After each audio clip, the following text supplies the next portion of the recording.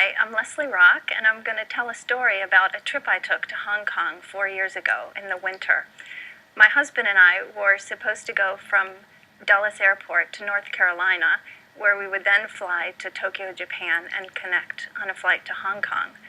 As it turned out, we did go to North Carolina, and then we spent about 5 hours in the air, and everything was going fine until the pilot made an announcement in Japanese, of course, because we were on Japan Airlines. And I should go back and add that when we were on the tarmac in North Carolina, the flight attendants were standing out by where the plane was going to take off, and they were waving very formally to wave us goodbye on our way off to Japan. So that was an indication of what was to come.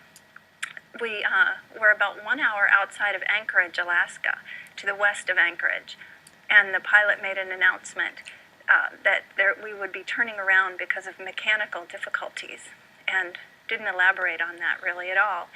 And everyone seemed unusually calm on the plane. I couldn't believe it. I thought someone should be screaming, although I wasn't screaming. Someone should have been. So anyway, he turned the plane around, and we ended up landing in a cargo airport in Anchorage, which indicated that it was pretty serious, although none of us really knew it at the time. But as we were landing on the runway, on either side of where we were landing, there were about 100 ambulances and fire engines lined up all along the runway. And so then we started to get the feeling that it was pretty serious.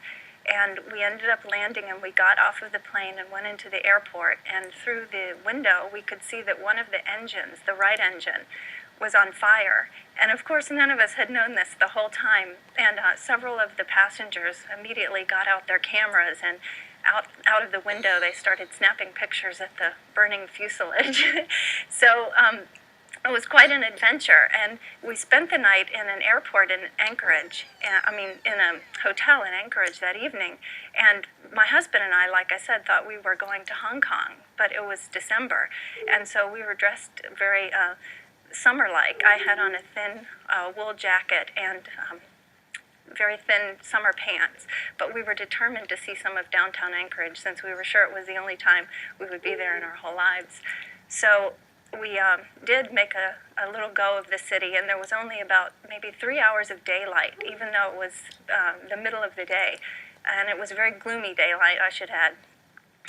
And the next morning, we were to get back on a plane and head for Hong Kong as originally scheduled, and they put us back on the same plane. It was very perplexing, but it turned out they had replaced the engine overnight with another engine that had been flown in from Tokyo. So we all got back on the plane with much trepidation and flew to Hong Kong without event and landed the next day. So that's the story of my trip. The only trip I took to Asia, and I'm supposed to go this winter again, so I have some reservations, but we'll be brave.